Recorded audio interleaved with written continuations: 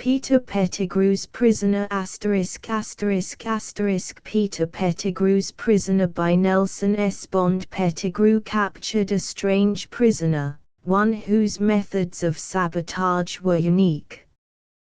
He had a weird dust in a bag. Transcriber's note: this text was produced from Amazing Stories, July 1942. Extensive research did not uncover any evidence that the U.S. copyright on this publication was renewed. The man threw a handful of dust into Pettigrew's face. So much, concluded Sergeant McCurdle, for delayed action bombs.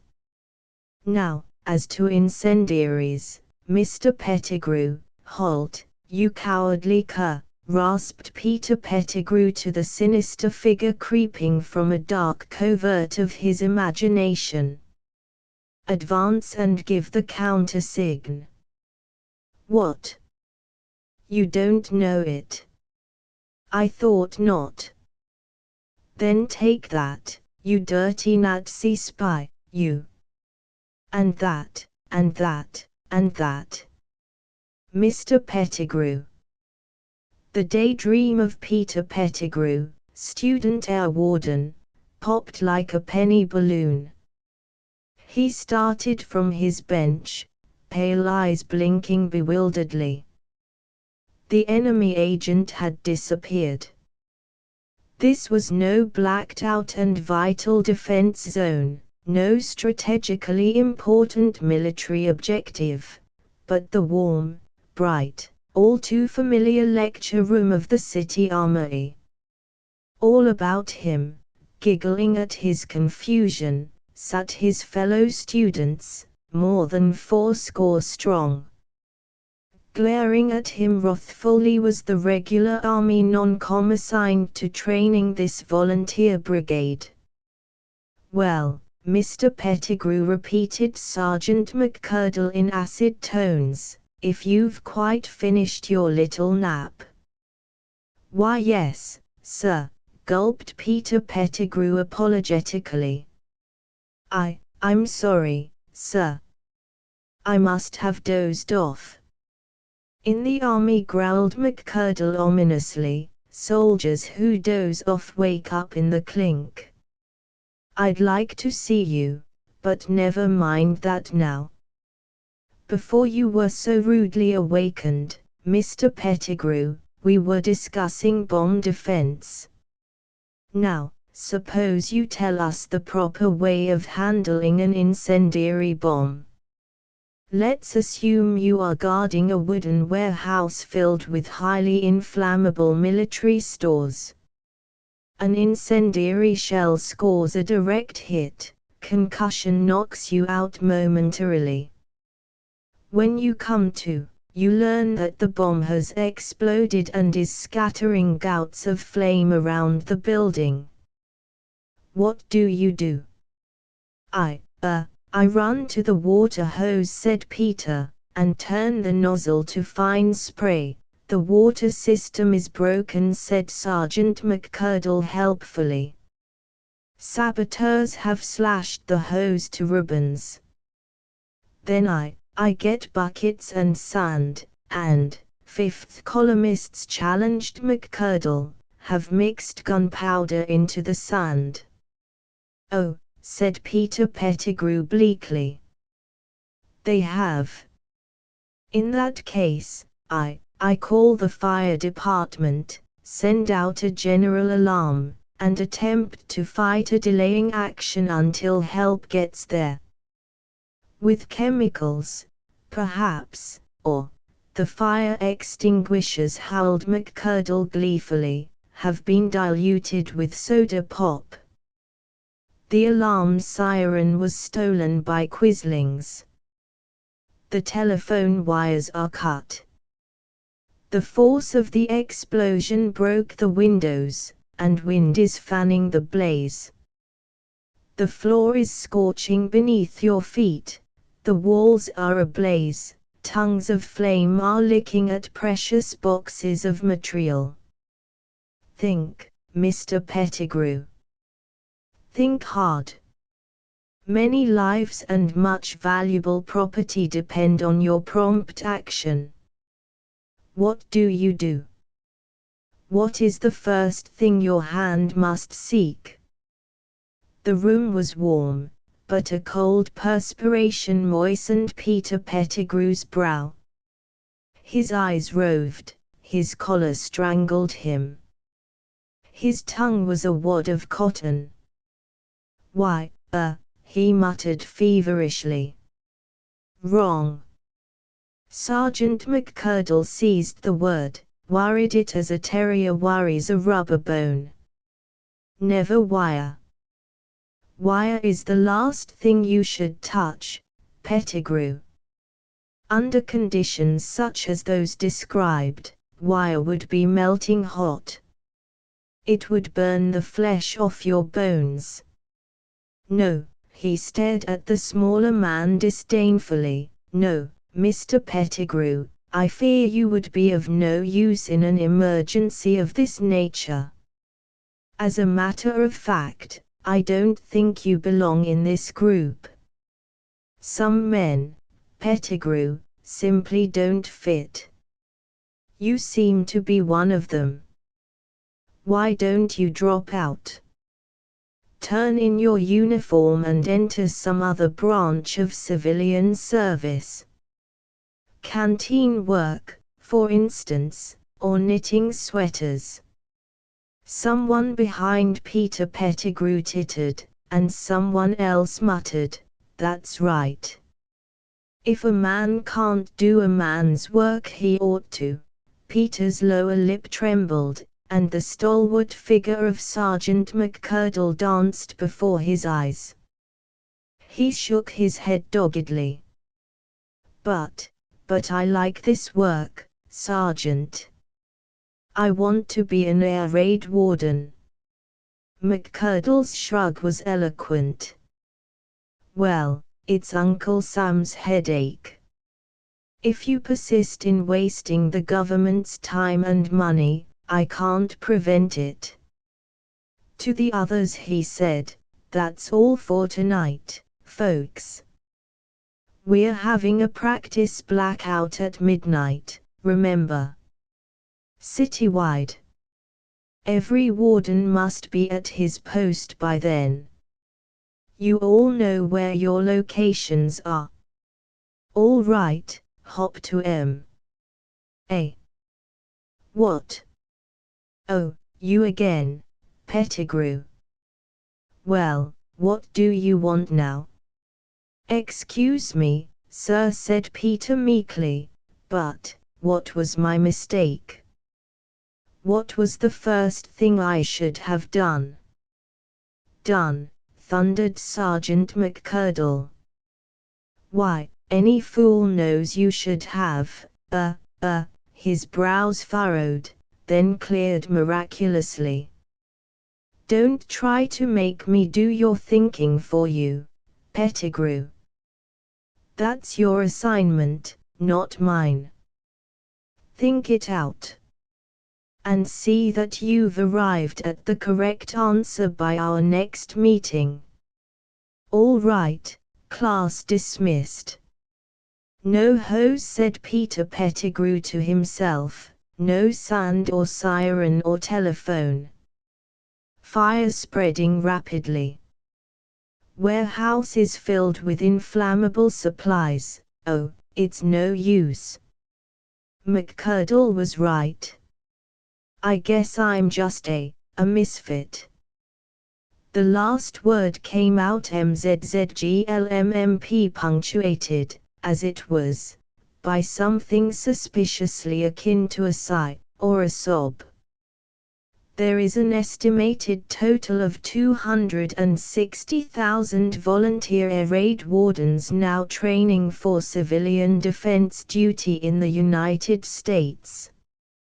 Of this number, about 259,999 had greater aptitude for their jobs than did Peter Pettigrew. 2 strikes had been called on this unhappy child of misfortune, and the celestial umpire's arm was already rising on the third, when Peter wailed entrance into this mad world. To begin with, as a specimen of manhood, Peter Pettigrew was a washout.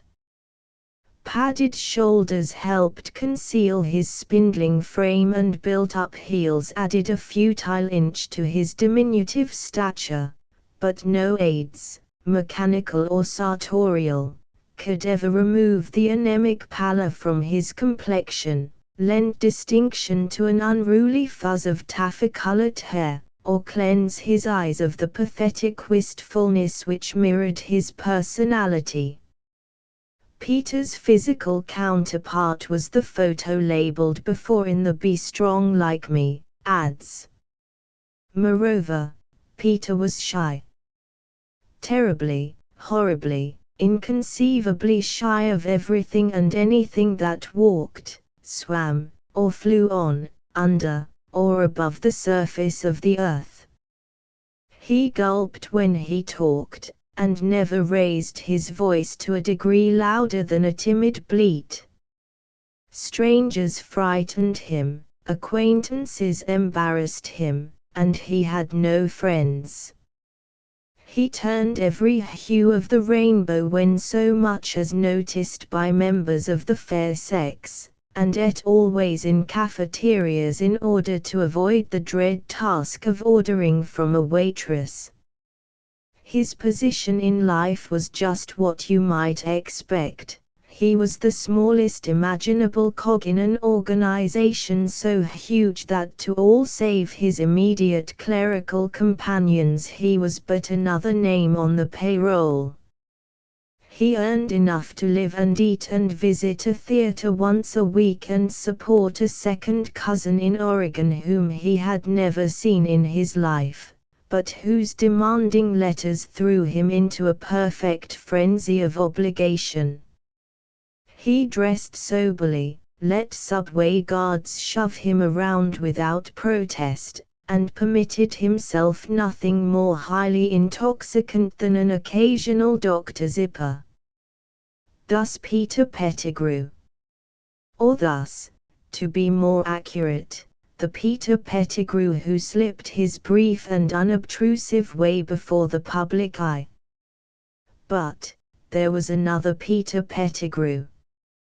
An unknown and unsuspected Peter Pettigrew in whose veins raced the fire of heroes, behind whose mild and tawny eyes burned slumbering volcanoes.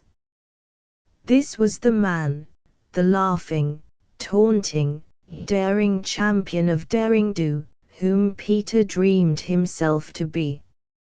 A questing knight with thews of steel and agile mind and tongue of rapier wit.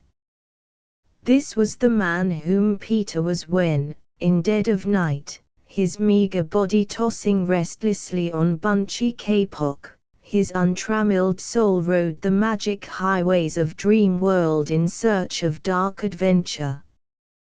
This man was Peter when, blackness engulfing a lean, tense figure straining forward in his movie seat, Peter's hungry heart followed a shaft of silver brilliance to identify itself with whatever solitary soul was worst beset by the encroaching forces of evil. This was the strange, new Peter Pettigrew who now, a sliver of darkness in the shadow of a doorway, now smiled and hurled defiance at the hordes of foes arrayed against him. "So," hissed Peter mockingly. "So, you think you'd like to blow up the armory, would you? Well, we'll see about that, you dirty, sneaky old Japs, you." BRRP BRRP BRRP. His small frame trembled with excitement as he swept the grey street with imaginary Tommy gun fire. "There's no use crying for mercy now," laughed Peter triumphantly. "You should have thought of that before you attacked us. Oh, it's knives now." "No, you don't. Remember Pearl Harbor. BRRRRP, cut out that damned racket. Stop it. The roaring voice sheared a path through Peter's concentration, dealing a sudden end to his tiny, private drama. What the hell do you think you're doing, anyhow? Who, oh. I might have known. Only gloom masked the sick mantle of Peter's crimson embarrassment. His heart within him shriveled to the size of a raisin, and leaden butterflies fluttered in his stomach.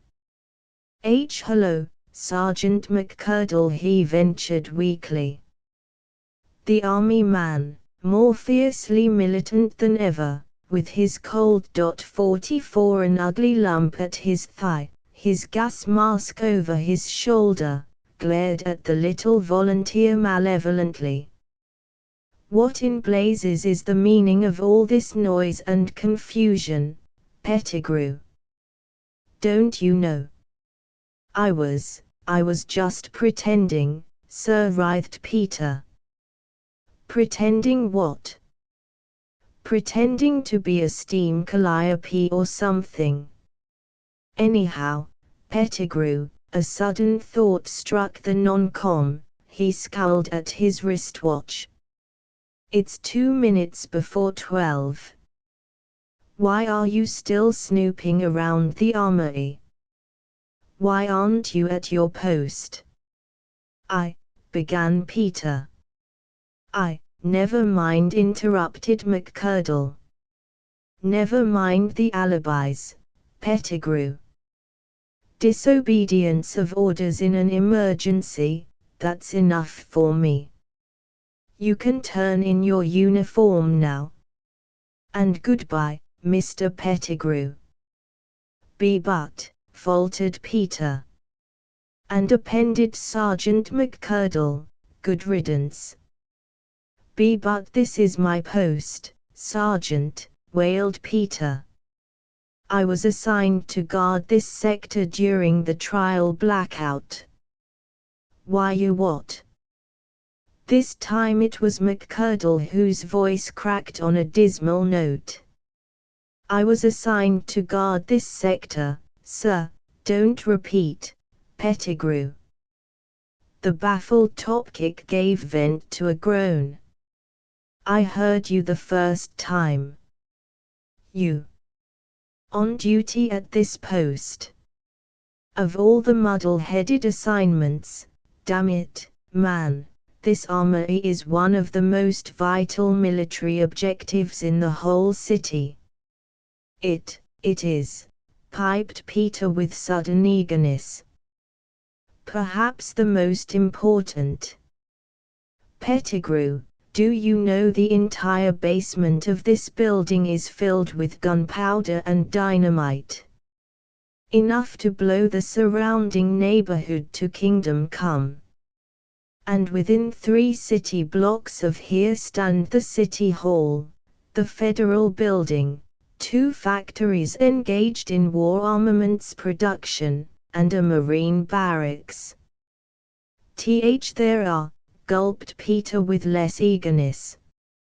And of all men, despaired McCurdle, you had to be assigned to this post. And in less than a minute the warning will be sounded. Well, he shrugged, it's too late now. It's your pigeon. You've drawn your equipment. Equip, oh, yes, sir. Right here. Peter patted a gas mask container at his side and, rather more gingerly, the automatic at his hip. I'm all ready, sir. Very well, Pettigrew. From now on, the Topkick had to raise his voice to a bellow to make himself heard over the banshee blast that had suddenly wakened and howled from 100 simultaneous sources. It's up to you. Carry on. And as the grey gloom of the city night was suddenly engulfed in ebon black, as feverish eyes of electric and neon blinked out one by one over a city grimly readying itself for any eventuality, Sergeant McCurdle moved into the darkness, and was gone. At first his disappearance was a relief to the small would-be air warden. Then, as the ear-shattering sirens died into muted silence, as McCurdle's footsteps pattered off into murkiness, a vast, enswaddling stillness descended upon Peter Pettigrew, and with it came stark realization of his perfect aloneness. In Stygian gloom he murmured, "Oh, my goodness! I'm all alone," and raised a trembling hand before his eyes. It was a vague, white blob in the darkness. Tingling fingers of panic clutched at Peter's nerves, and his gangly hummed like harp strings. "Oh, my soul," he jittered. "It's so dark." Civic authorities had deliberately chosen a moonless night for this experiment. Mother Nature had collaborated by veiling the sky with a thick overcast, making the night starless as well. The street upon which Peter stood was as black as a whale's belly. Except for, "Oh, mercy me," bleated Peter, "this will never do." And his panic subsiding in the face of this unallowable thing, he scurried down the street to a dwelling beneath the lowered blinds of which escaped one lone, betraying slant of light. Hastily he ascended its steps, more hastily rapped on the door.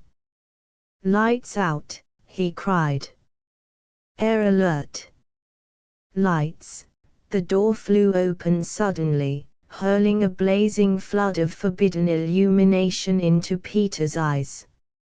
A figure loomed in the doorway, the figure of a man whose shoulders seemed to stop the entrance, who towered threateningly above Peter. "Hey!" roared this outraged titan. "What's this all about? Whatcha trying to?" "Out," ended Peter feebly. "Lights out, if you don't mind, please, mister. It's an alert." There came a sudden, menacing snap. And Peter closed his eyes, wondering dimly which arm or leg was broken and why it didn't hurt.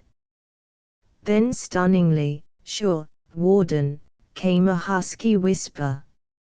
"I forgot. I was listening to the Chicago Symphony and forgot all about the blackout. I'm sorry."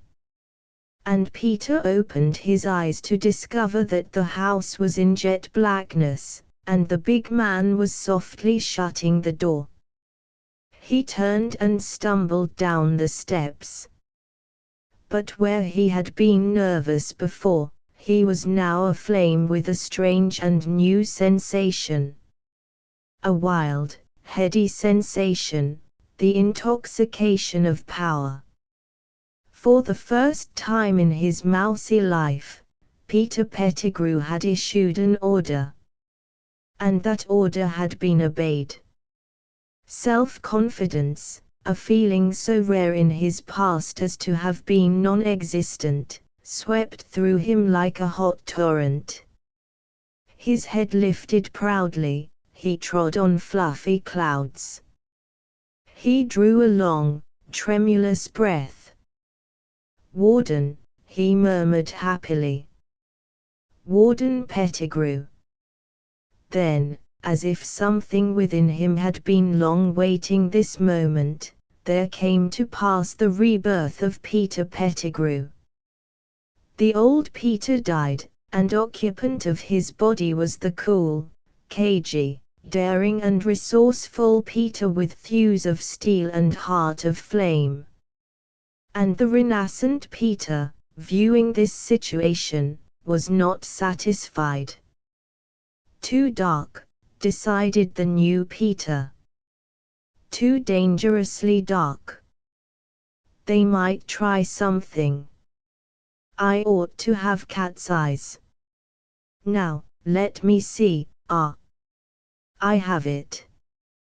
And suddenly bethinking himself of the spectacles he wore to protect his eyes against harmful rays when he took an ultraviolet sun bath every week, he drew the shaded lenses from his pocket and slipped them over his eyes.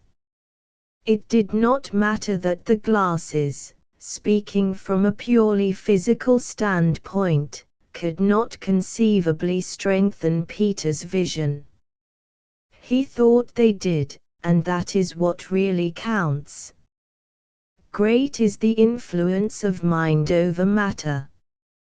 With increased assurance, he stalked down the silent street to assume his post of duty before the armory's portal. And it was then he saw the sinister stranger. The stranger was hurrying up the street toward Peter. This was not, in itself, cause for alarm. Thousands of good, solid, liberty-loving Americans had doubtless been caught off guard by the wail of the sirens. But this man, who seemed to cling to the darkest shadows of an everywhere dark road, made no sound as he walked. He glided forward noiselessly.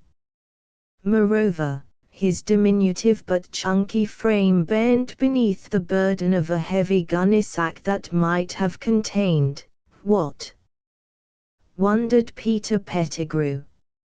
Anything. Anything at all, he decided. Bombs, hand grenades, ground glass. His jaw tightened, he stepped forward. Just a moment, there, he piped peremptorily. Who are you? What are you do? But the sinister stranger either did not hear him or chose to disregard his challenge. He had paused, now, before the very door of the armory, taken from somewhere and scanned what appeared to be a notebook. He nodded his head pleasedly and turned to the building. The rap of his knuckles was soft in the silence, the door swung open and he vanished. Peter sprang into action. This was all wrong. This was his post. If it were learned that he had permitted anyone to effect entrance into the armory unquestioned, he would lose his precious wardenship. Perhaps even, Peter quaked, since this incident had occurred in line of duty, he would be tried by a military court, found guilty, and shot at sunrise. On legs that felt suddenly hollow, he raced forward, hurled himself at the armory door and pounded frantically. A uniformed private of the regular army opened it for him. The soldier looked faintly surprised. What? Oh, hello, there. You're the warden on duty here, aren't you? What's up? Blackout over. It's an all-night practice, snapped Peter, as you ought to know. But never mind that now. That stranger, who was he? Where did he go? Ha! The soldier stared at him curiously. Is it a gag, buddy? What stranger? The one, rasped Peter, you just admitted. He refused to answer my challenge. Are you crazy? The soldier sniggered drowsily and leaned his rifle against the wall. Nobody came through this doorway, bud, except you. Quick suspicion fanned to a fiercer blaze in Peter's bosom. Then his hunch had been right. The sinister stranger was an enemy agent, and this soldier in Uncle Sam's khaki was a dupe, a hireling, a fifth columnist. With a swift movement he grasped the guard's rifle, leveled it at its owner. "So," hissed Peter Pettigrew, "patriot. You thought you could get away with it, eh? Well, the jig's up. Over my dead body you'll pull one of your dastardly Nazi tricks. Not a move, now. Move a muscle and I'll shoot," and his finger tensed on the trigger. But the other man's face did not draw into the lines of hatred and violence Peter half expected. Instead, the soldier grinned amiably at him. "Okay, buddy," he chuckled. "Enjoy yourself. Quite a card, ain't you? Well," he yawned prodigiously, "'at's okay by me. I'm gettin' kinda sleepy. Think I'll snatch 40 winks. Wake me up when the alert's over." He slumped onto a bench and fell fast asleep. For a moment, fantastically long, Peter stared at him incredulously. Then recollection of a more immediate problem than this flooded back on him. There was a mystery here, but elsewhere in the building was a skulking spy whose plot Peter must nip in the bud. He wheeled and hastened into the drill room. No one there but a drowsy radio man, nodding over his transmitter. A dozen doors opened off the drill room. Peter, scurrying from one to another, noted with subconscious approbation that each room with windows to the outer street was darkened. Only the inner chambers of the armory were lighted. But of the sack-bearing stranger there was no trace.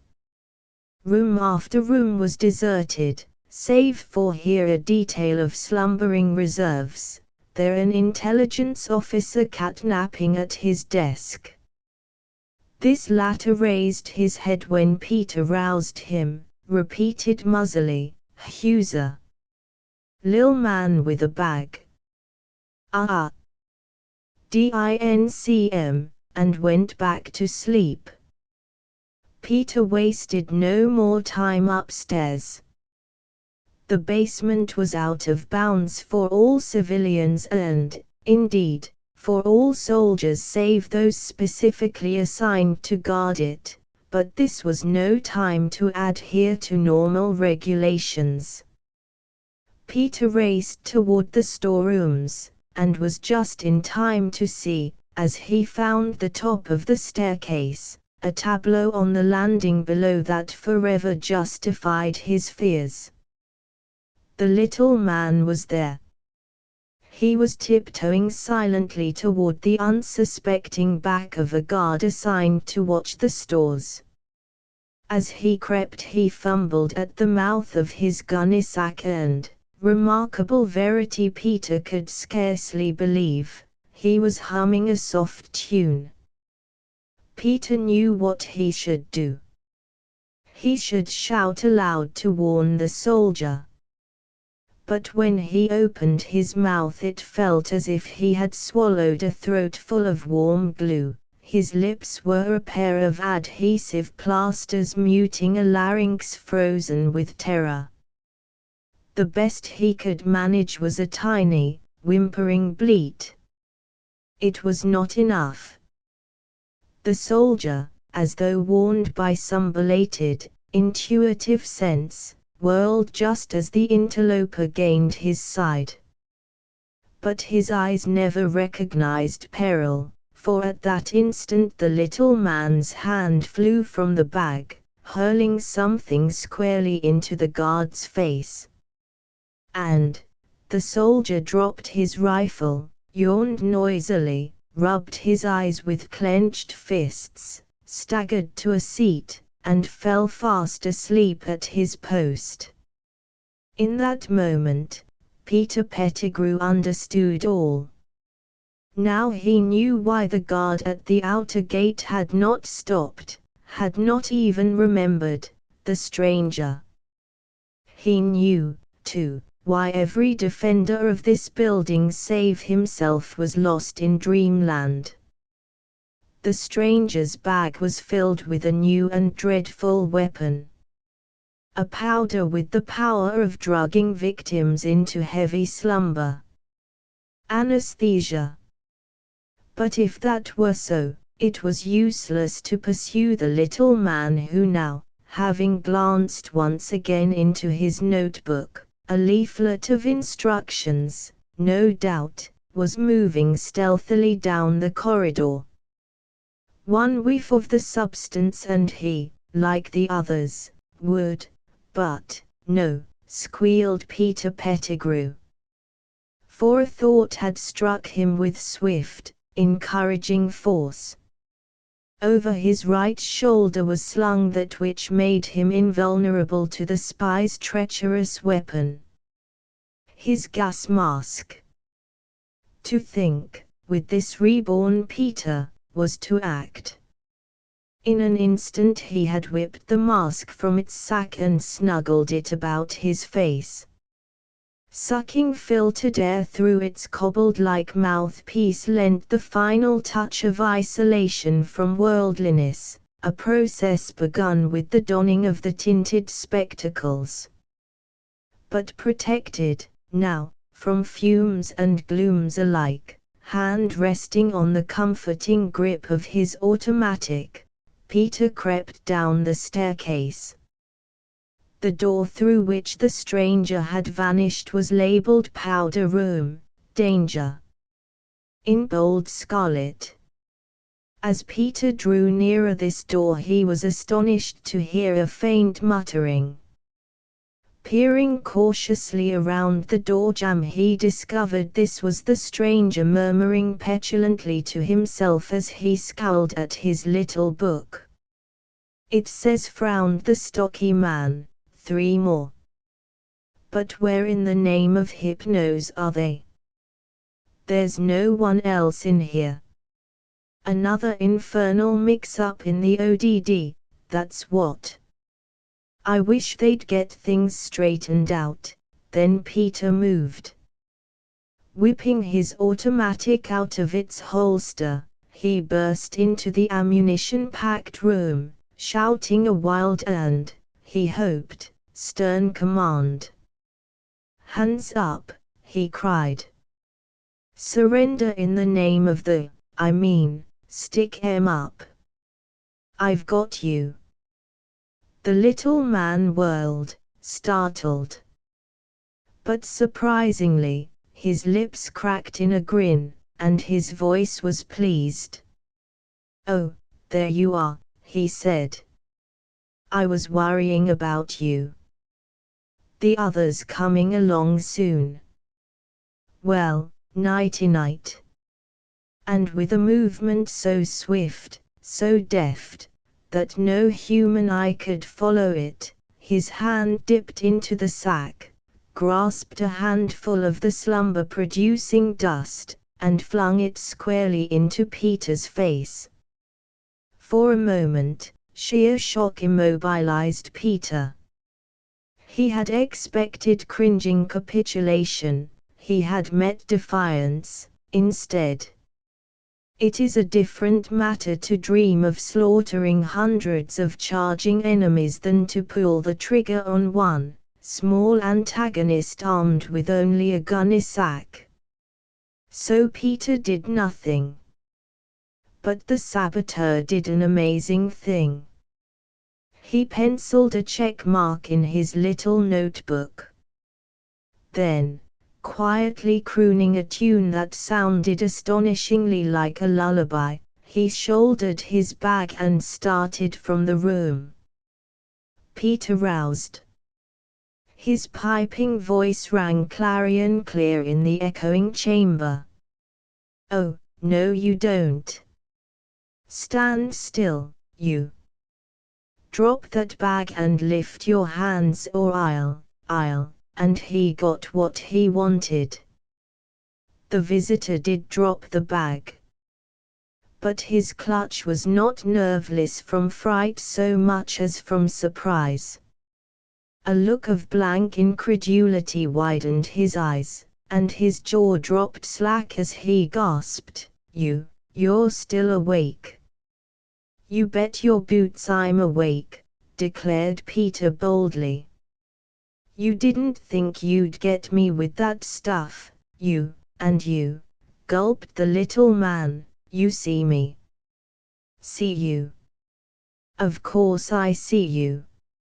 If you take another step, you dirty old Nazi, you, Nazi," exclaimed the stranger indignantly. "I'm no Nazi." "Oh, no. What's your name?" "My name," said the chubby one, "is Olalakoi. In some circles I am known as Noctis or Suum, but, never mind the aliases," said Peter. "Olalakoi, a Norwegian. One of Quisling's men." "I don't know what you're talking about," blazed his prisoner. "I don't know anything about Quisling. I've never quistled in my life. But I do know one thing, when I see the assignment clerk at the ODD again, I'm going to raise blue fumes about this. I was never so mortified. Imagine me held at a pistol's point by a mortal who defies my sons." "That'll do," rapped Peter sternly. "I'll talk, you answer. What's this ODD you mentioned?" "Why, the Office of Dream Distribution," snapped the stranger. "Of course. The outfit I work for. Now, see here, mortal, point that thing the other way before it goes off by accident and creates a scandal. It can't kill me, of course, but hanged if I want to go through eternity with lead bullets in my gizzard. Woden knows my digestion is awful enough now, what with staying up all night and those brazen walk-you're keeping me awake all day with their noisy war chants." But he need not have elaborated on his request. For Peter, his hand wobbling like an aspen leaf in a tornado, had already thrust the .44 back into its holster, and was staring at his captive with horror-stricken eyes. Peter passed a dry tongue over dry lips. "And, who are you?" he croaked. "I've already told you once," said the little fellow testily. "I'm Olalakoi, the bringer of sleep. The Sandman." "The Sand, ooh-hoo," moaned Peter Pettigrew. Beneath his feet the world quaked and quivered. Its motion developed an identical counterpart in Peter's interior. He braced himself to hurl a last rebellious salvo at this enemy of reason. But the Sandman is only a myth." "Myth your eye," retorted Olalakoi savagely. "Do I look like a myth?" He did not. He looked most solid, most substantial, sturdy arms akimbo on his firmly planted thighs, eyes flashing indignation. "And that reminds me, how can you see me? I'm invisible, you know." "And not to me," quavered Peter Pettigrew. "That," frowned Olalakoi, "is obvious. But, those dark things you're wearing over your eyes. What do you call them?" They're special glasses," said Peter meekly, "to cut down ultraviolet radiation." "So that's it." Olalakoi nodded sagely. Now it begins to make sense. We're in the infrared, you know. All of us immortals. And you humans have been leading us a merry chase ever since your scientists discovered how to photograph our wavelength. Snapping our pictures at Chauncey's spirit photography, exclaimed Peter. Then it's not a fake. You do sometimes communicate. Now, don't get ideas, mortal. Yes, we do, but just for a gag. We never really tell anything. We don't want you jerks muscling in on our world and messing it up like yours. So the glasses let you see me. And the dream sands didn't work because you're wearing that mask. Well, take it off. Off, repeated Peter. Certainly not. The little man frowned impatiently. Now, don't be difficult, human. You've got to take it off, you know. Why? Demanded Peter stubbornly. Because it says here in this book, pointed out Olalako, that 3 more mortals are to be put to sleep here in this room. You're one of them, of course. So, he reached for his fallen bag.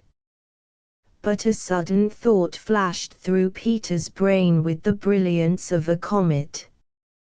He sprang forward challengingly, swept the gunny sack from the little demigod's hands. "Oh, no you don't," he cried. "That's mine." Olalako glared at him irately. "Yours in a centaur's eye," he snorted. "It's mine. A brand new, imported job. I got it just last millennium from the Arachne Weaving Corporation in Olympus. Hand it over." "It was yours," yammered Peter. "But it's mine now. I'm turning the contents over to the government. Do you know what this is? The greatest offensive military weapon any man ever discovered. Anesthetic sands. Our lab men will analyze this powder, learn how to make it. With this, our forces can bring the war to a swift and humane end." "You," declared Olalako flatly, "are crazy. The sands aren't the only offensive thing around here. In just a few minutes, I'm going to lose my patience, human. Hand back that bag, or by Balder," what dire threat he would have uttered, Peter Pettigrew was destined never to learn. For at that moment came an interruption. From the doorway behind them came a sound that caused both man and demigod to spin. The sharp, incisive cry of a voice raised in command. "Achtung! Turn quietly, swine, and lift your hands. Ake, Zoo. Now, Franz. Otto, to your work." Peter's eyes bulged wide, and his lips loosed a tiny moan. For standing in the doorway, armed to the teeth, stood 3 men from whose eyes gleamed the fanaticism of the creed for which they labored. These were no supernatural and benevolent creatures, but flesh and blood men. Their purpose here was evident. The destruction of this armory and its stores. The underling Nazi agents needed no second bidding. With the grim, mechanical purposefulness of their race, they leaped to their task. One sprang to the nearest hogshead of gunpowder, smashed loose a stave and began scattering the barrel's contents about the chamber. The other ripped open a carton of dynamite sticks, hastily unreeled and adjusted the wires of a detonator. While his underlings labored, the leader enjoyed the luxury of gloating over his accomplishment. So he jibed, "There you stand, foolishly agape as sheep. You wonder at our being here, nichts wahr. Ach, you verdammt Amerikanisch. You are all fools. Not only do you advertise in the public papers your idiotic practice blackout, but you leave your armory unguarded. In the fatherland such madness would not be tolerated. Our Fuera weeds out the weak and incompetent. That is why we will soon rule the world." He personalized his scorn, directed it squarely at Peter Pettigrew. "Little man, you have a revolver at your side. Why don't you draw it? Is it because you fear death? What? You don't answer. You are silent. But why is that? You were voluble enough a moment ago when we entered the room.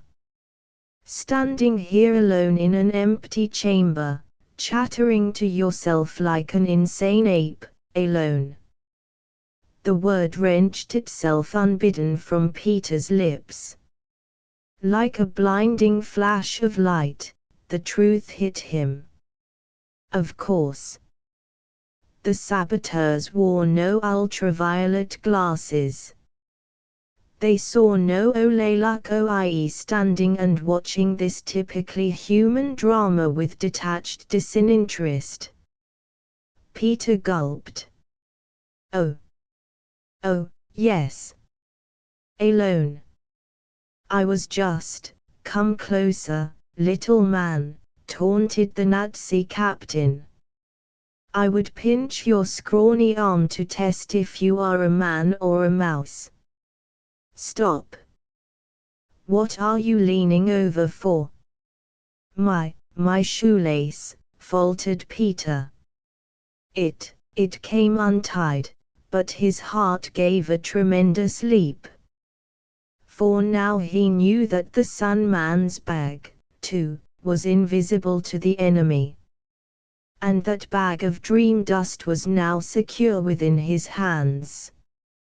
"Never mind your shoelace," commanded his antagonist. "Walk toward me slowly with your arms raised, there. Das ist gut. I see you wear a uniform. Tell me, little man, what is the strength of this garrison?" When I make my report, Peter was grateful for the semi-gloom of the chamber. Were it not shadowy, the German must have noticed that though his arms were above his head, his elbows bent with strain, and his knuckles were tensed whitely with the effort of gripping a heavy sack above his head. He shuffled forward another step. Another. "That is near enough," said his captor.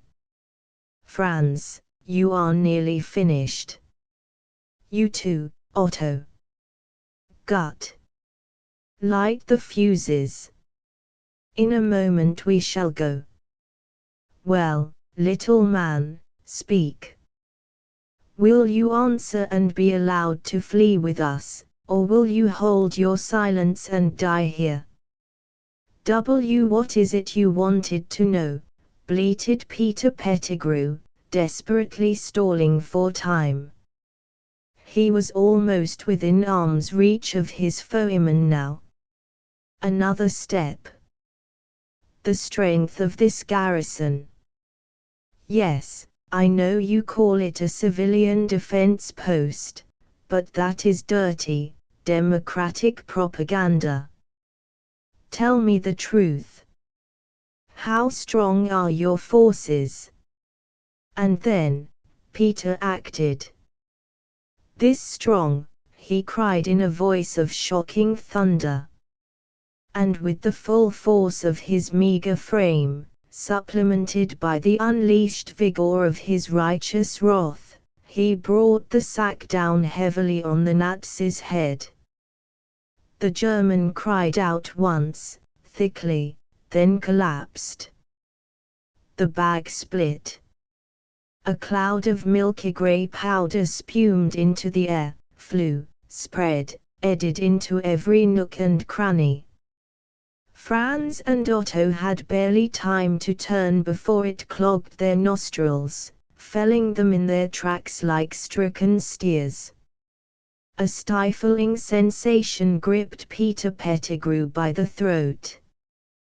Glancing down, he discovered with horror that in his eagerness to strike and strike hard he had torn his gas mask loose. Slumber dust was now filtering through the crevice, stealing into his lungs, too. He turned agonized eyes to the attentive Olelakoi. He cried, "Sandman! But you can't do this to me. The Sans Muse, have FR the government. FR." That was all. He lurched forward sleepily and fell headlong to the floor. Olelakoi minced toward him gingerly, retrieved the forsaken sack and studied the rent in its side with sorrow. "The very best material," he muttered. "Now they'll make me get a new one. Oh, well, it was an interesting show, anyhow." And before he left, he leaned once, strangely tender, over the prostrate little Pettigrew. "Well done, small human," he crooned softly. "Sleep well, and sweet dreams. Forever may your dreams henceforth come true." And he turned, but he did not walk from the chamber. He simply lifted his head in a curious gesture. One instant he was there, the next he was gone. Out of the dark and pleasant rollingness of slumber, Peter wakened to hear faraway voices drawing nearer and nearer. Something cold and wet was at his lips. He swallowed and choked on a liquid like honeyed fire. The voice said, "You all right now, Pettigrew? Here, take another swig of this brandy." "Brandy," gasped Peter Pettigrew, wide awake. "Oh, my gracious, brandy. Take it away." "Sure," soothed the voice. "Sure, Pettigrew. Anything you say. After tonight, you can have anything you want around here, including the world with a pink ribbon around it if you ask. After tonight." Recollection flooded back upon Peter. He lifted himself to one elbow. He was lying on a cot in the upper drill hall of the armory. About him were the faces of his fellow student air wardens, uniformed figures of regular army officers, the shoulder propping him up, the voice speaking into his ear, the face peering down into his. All belonged to Sergeant McCurdle. An inexplicably altered Sergeant McCurdle, whose eyes were respectful and admiring. What happened?" demanded Peter. "Olelakoi, did he get away? And the Nazi agents? Old who?" puzzled McCurdle. "We got the heinies, 3 of them. That's all there were, wasn't it? Man," he shook his head admiringly, "I take back everything I ever said or thought about you, Pettigrew. You're a regular wildcat. Why, Joe Louis couldn't have knocked them babies colder than you did. Every one of them was out like a light. Their leader ain't come to yet. He's as cold as a Labrador herring. Another voice, deeper and more authoritative, reached Peter's ears. It was the commanding officer of the army. Yes, Pettigrew, it was a magnificent piece of work. You have done your country a great service this night. Had it not been for you, I shudder to think what horror might have been unleashed in this city. You apprehended them in the nick of time. They had already scattered the gunpowder, set their fuses. In another moment, yes, said Peter. I know. I mean, oh, is that so? How about was there a bag lying on the floor? A bag filled with dust. The officers glanced at each other questioningly. One of them muttered sotto voce, wool gathering, poor chap.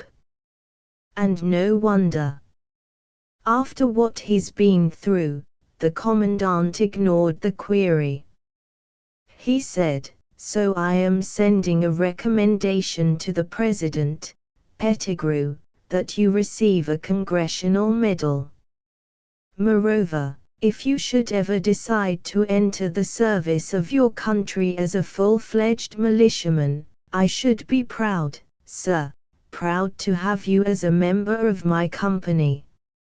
And now, gentlemen, with an effort, the officer concealed a yawn. The hour is late, and I am sure we are all very tired. Suppose we, leave Mr. Pettigrew to get some much-needed rest. And he trudged away, followed by a sleepy-eyed staff of subordinates. Peter thought he knew why. Someone had left the basement door open. Mingled with the oil and tobacco smoke of the drill room was a fine scud of eddying dust whose nature Peter knew all too well. He, too, was drowsy again. But there was one thing he must say to his only remaining companion. Sergeant, he said, in the morning we must sweep the storage room floor carefully, and send the dust to Washington. They've got to analyze it. Very important, answered Sergeant McCurdle languidly. Dust. Oh, sure, Petty, old boy. If you say so. But I don't quite see, why. Hey, move over, will ya? I'm gettin' sorta tired myself. Thus, planning for the morrow, slumbered Peter Pettigrew, side by side with a newfound friend. And valiant were his dreams. But one person, or was he a person, knew that this was the only dream of Peter Pettigrew's which should not reach accomplishment. Olelako knew that with the dawn no trace would remain of the sands. For they were the sands of slumber. Such stuff as dreams are made of. The end. End of the Project Gutenberg ebook Peter Pettigrew's Prisoner ******* Updated editions will replace the previous one, the old editions will be renamed.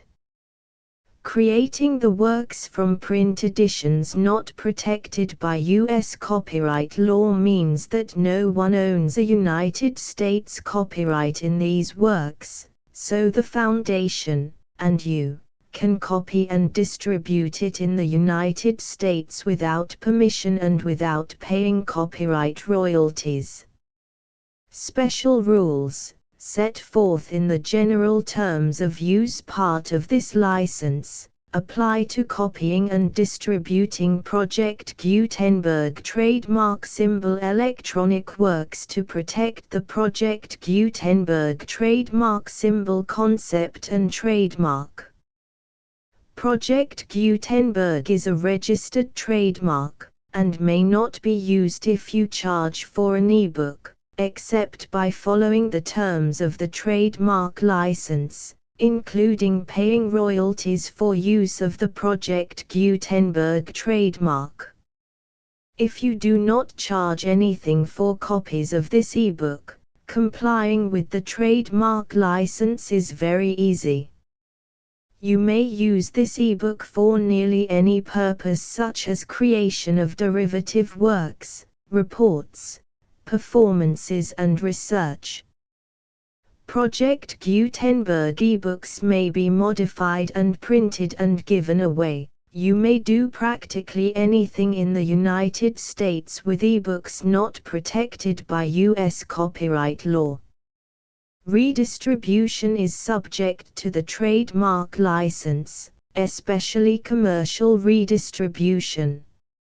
Start. Full license. The full Project Gutenberg license. Please read this before you distribute or use this work to protect the Project Gutenberg trademark symbol mission of promoting the free distribution of electronic works, by using or distributing this work, or any other work associated in any way with the phrase Project Gutenberg.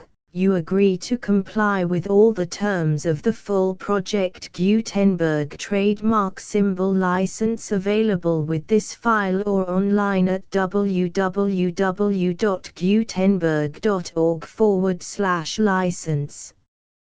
Section 1. General Terms of Use and Redistributing Project Gutenberg Trademark Symbol Electronic Works 1.0. By reading or using any part of this Project Gutenberg trademark symbol electronic work, you indicate that you have read, understand, agree to and accept all the terms of this license and intellectual property, trademark/copyright, agreement.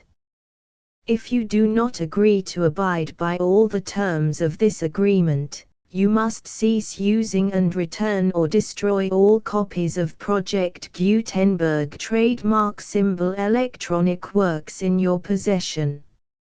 If you paid a fee for obtaining a copy of or access to a Project Gutenberg trademark symbol electronic work and you do not agree to be bound by the terms of this agreement, you may obtain a refund from the person or entity to whom you paid the fee as set forth in paragraph 1.e.8.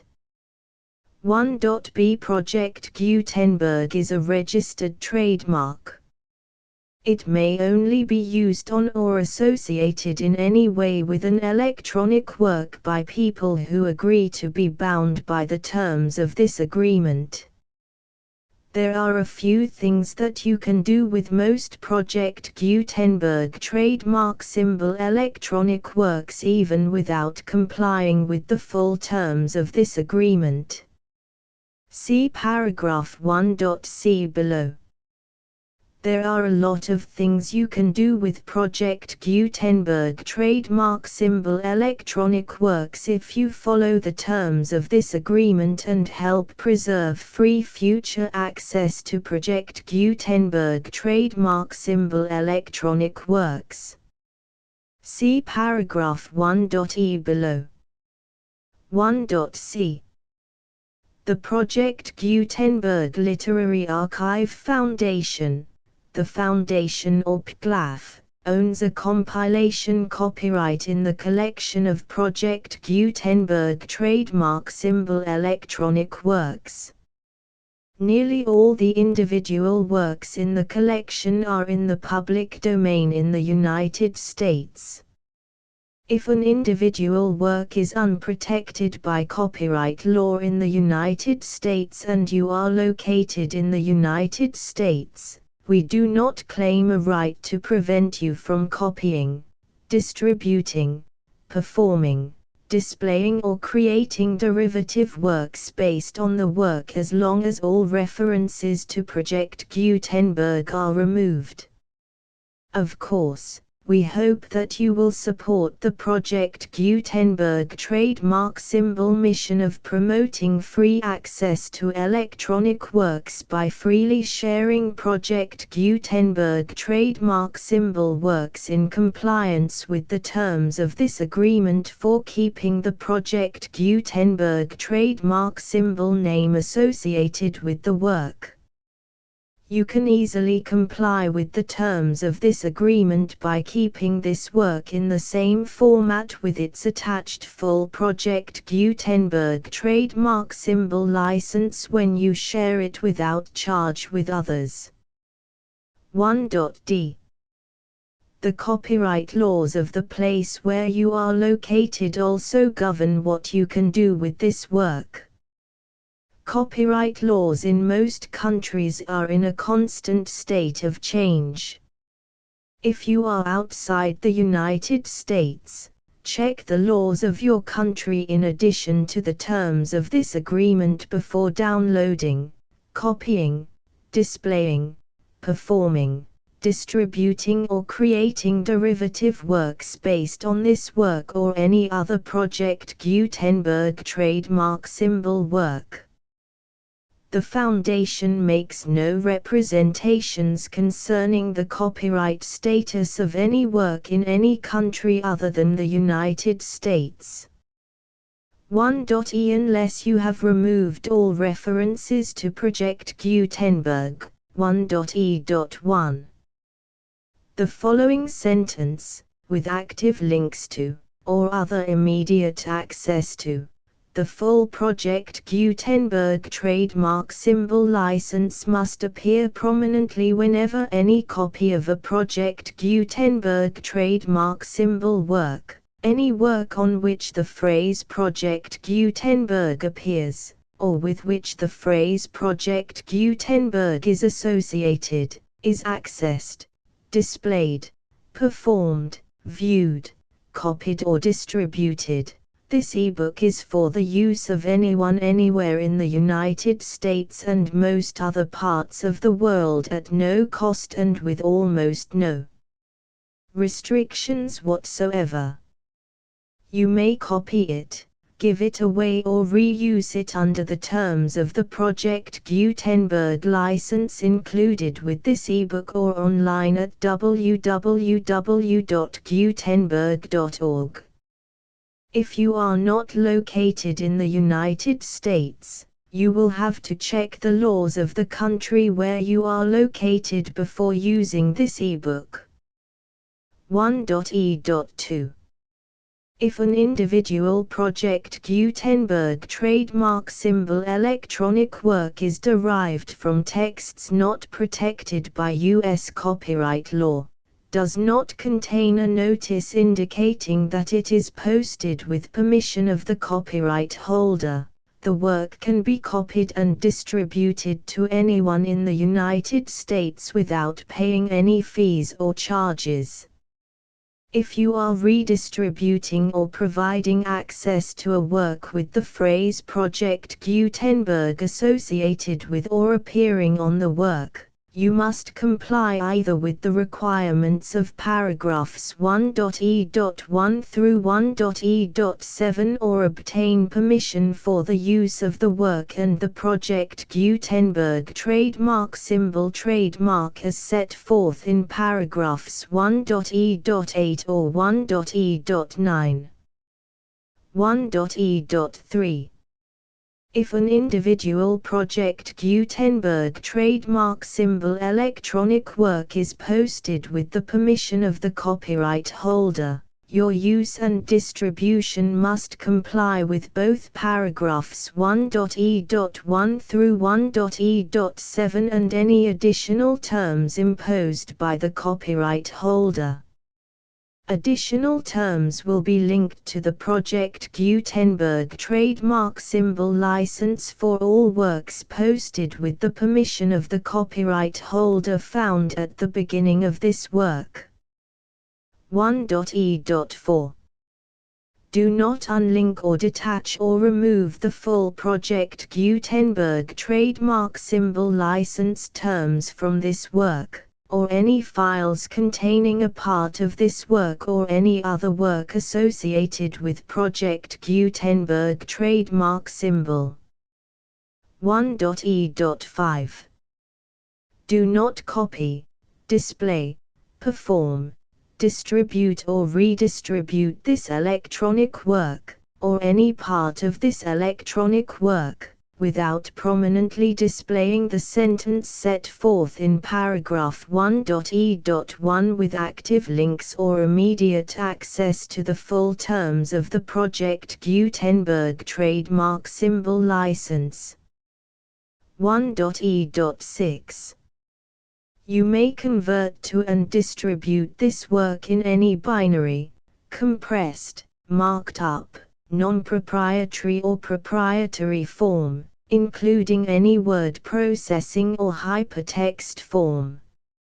However, if you provide access to or distribute copies of a Project Gutenberg trademark symbol work in a format other than plain vanilla ASCII or other format used in the official version posted on the official Project Gutenberg trademark symbol website, www.gutenberg.org, you must, at no additional cost, fee or expense to the user, provide a copy, a means of exporting a copy, or a means of obtaining a copy upon request, of the work in its original plain vanilla ASCII or other form. Any alternate format must include the full Project Gutenberg trademark symbol license as specified in paragraph 1.e.1. 1.e.7. Do not charge a fee for access to, viewing, displaying, performing, copying or distributing any Project Gutenberg trademark symbol works unless you comply with paragraph 1.e.8 or 1.e.9. 1.e.8. You may charge a reasonable fee for copies of or providing access to or distributing Project Gutenberg trademark symbol electronic works provided that you pay a royalty fee of 20% of the gross profits you derive from the use of Project Gutenberg trademark symbol works calculated using the method you already use to calculate your applicable taxes. The fee is owed to the owner of the Project Gutenberg trademark symbol trademark, but he has agreed to donate royalties under this paragraph to the Project Gutenberg Literary Archive Foundation. Royalty payments must be paid within 60 days following each date on which you prepare, or are legally required to prepare, your periodic tax returns. Royalty payments should be clearly marked as such and sent to the Project Gutenberg Literary Archive Foundation at the address specified in Section 4, Information about donations to the Project Gutenberg Literary Archive Foundation. You provide a full refund of any money paid by a user who notifies you in writing, or by email, within 30 days of receipt that he does not agree to the terms of the full Project Gutenberg trademark symbol license. You must require such a user to return or destroy all copies of the works possessed in a physical medium and discontinue all use of and all access to other copies of Project Gutenberg trademark symbol works.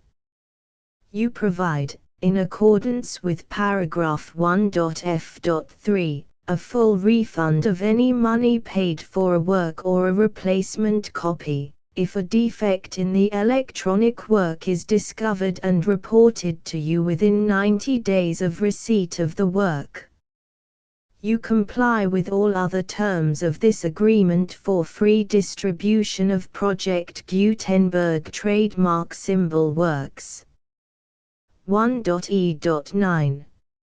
If you wish to charge a fee or distribute a Project Gutenberg trademark symbol electronic work or group of works on different terms than are set forth in this agreement, you must obtain permission in writing from the Project Gutenberg Literary Archive Foundation, the manager of the Project Gutenberg trademark symbol trademark. Contact the Foundation as set forth in Section 3 below. 1.f1.f.1 Project Gutenberg volunteers and employees expend considerable effort to identify, do copyright research on, transcribe and proofread works not protected by U.S. copyright law in creating the Project Gutenberg trademark symbol collection. Despite these efforts, Project Gutenberg trademark symbol electronic works, and the medium on which they may be stored, may contain defects such as, but not limited to, incomplete, inaccurate or corrupt data, transcription errors, a copyright or other intellectual property infringement, a defective or damaged disk or other medium, a computer virus, or computer codes that damage or cannot be read by your equipment.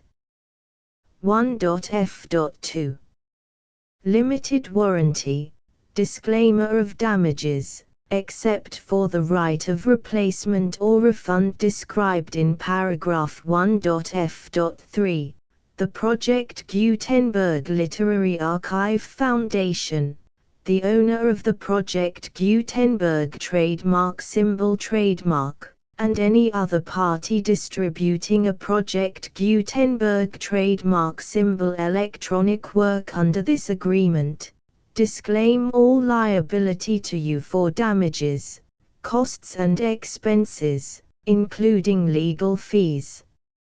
You agree that you have no remedies for negligence, strict liability, breach of warranty or breach of contract except those provided in paragraph 1.f.3.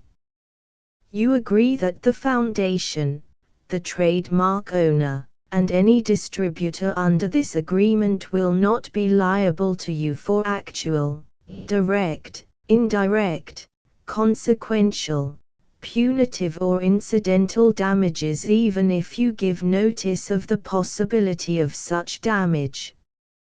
1.f.3 Limited right of replacement or refund. If you discover a defect in this electronic work within 90 days of receiving it, you can receive a refund of the money, if any, you paid for it by sending a written explanation to the person you received the work from.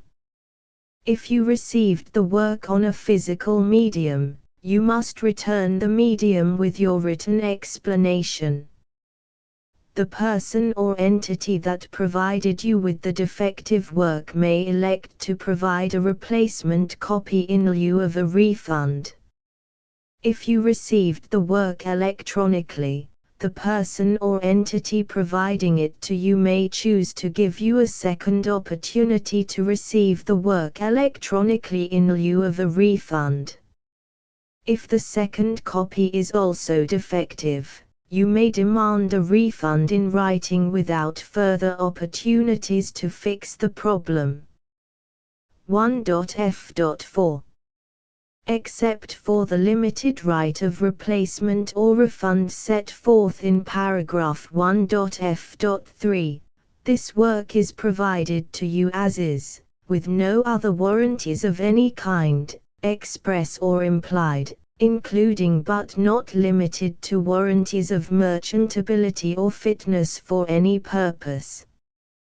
1.f.5 Some states do not allow disclaimers of certain implied warranties or the exclusion or limitation of certain types of damages.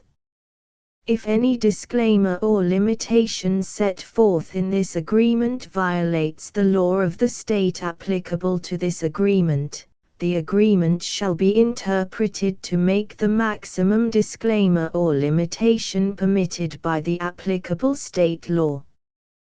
The invalidity or unenforceability of any provision of this agreement shall not void the remaining provisions. 1.f.6 Indemnity. You agree to indemnify and hold the foundation, the trademark owner, any agent or employee of the foundation, anyone providing copies of Project Gutenberg trademark symbol electronic works in accordance with this agreement, and any volunteers associated with the production, promotion and distribution of Project Gutenberg trademark symbol electronic works, harmless from all liability, costs and expenses, including legal fees, that arise directly or indirectly from any of the following which you do or cause to occur. A.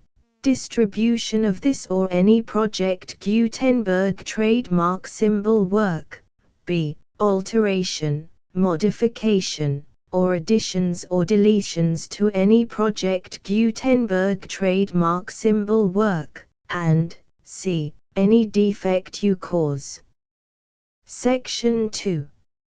Information about the mission of Project Gutenberg trademark symbol. Project Gutenberg trademark symbol is synonymous with the free distribution of electronic works in formats readable by the widest variety of computers, including obsolete, old, middle-aged and new computers.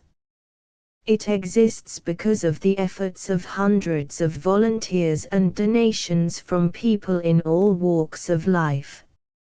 Volunteers and financial support to provide volunteers with the assistance they need are critical to reaching Project Gutenberg trademark symbol's goals and ensuring that the Project Gutenberg trademark symbol collection will remain freely available for generations to come.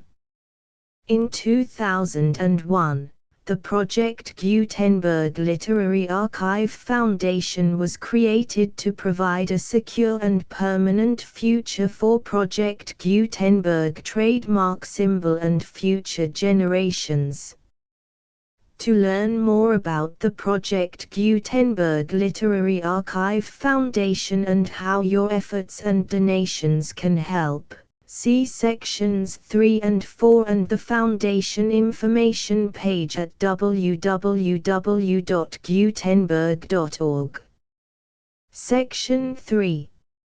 Information about the Project Gutenberg Literary Archive Foundation. The Project Gutenberg Literary Archive Foundation is a non-profit 501(c)(3) educational corporation organized under the laws of the state of Mississippi and granted tax-exempt status by the Internal Revenue Service.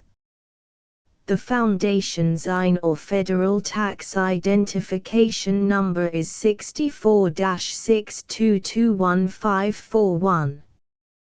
Contributions to the Project Gutenberg Literary Archive Foundation are tax-deductible to the full extent permitted by U.S. federal laws and your state's laws. The Foundation's business office is located at 809 North 1500 West, Salt Lake City, UT 84116, 801-596-1887. Email contact links and up-to-date contact information can be found at the Foundation's website and official page at www.gutenberg.org/contact section 4.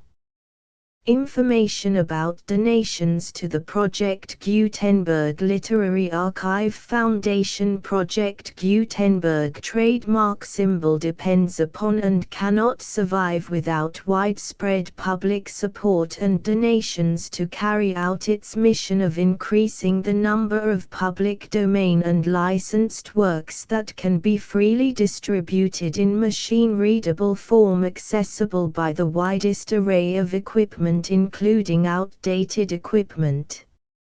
Many small donations, $1 to $5,000, are particularly important to maintaining tax-exempt status with the IRS.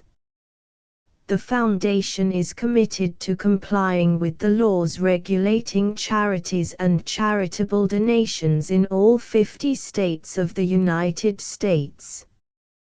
Compliance requirements are not uniform and it takes a considerable effort, much paperwork and many fees to meet and keep up with these requirements. We do not solicit donations in locations where we have not received written confirmation of compliance. To send donations or determine the status of compliance for any particular state, visit www.gutenberg.org/donate. While we cannot and do not solicit contributions from states where we have not met the solicitation requirements, we know of no prohibition against accepting unsolicited donations from donors in such states who approach us with offers to donate.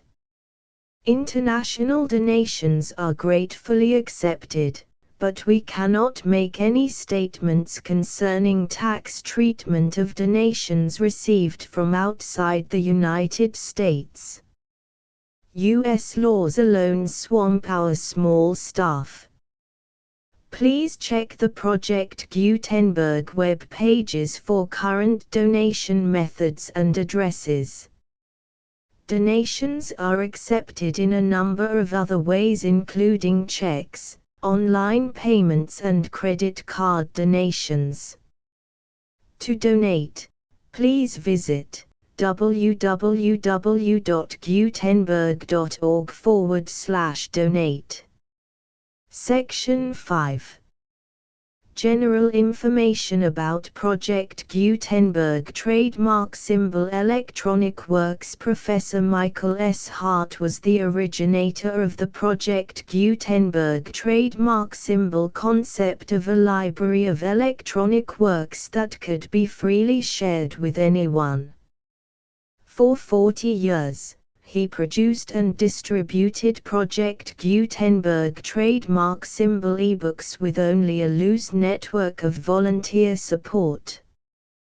Project Gutenberg trademark symbol ebooks are often created from several printed editions, all of which are confirmed as not protected by copyright in the US unless a copyright notice is included.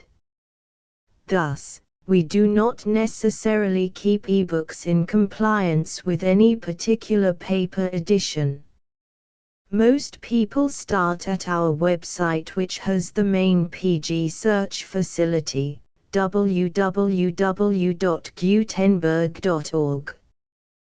This website includes information about Project Gutenberg trademark symbol, including how to make donations to the Project Gutenberg Literary Archive Foundation, how to help produce our new ebooks, and how to subscribe to our email newsletter to hear about new ebooks.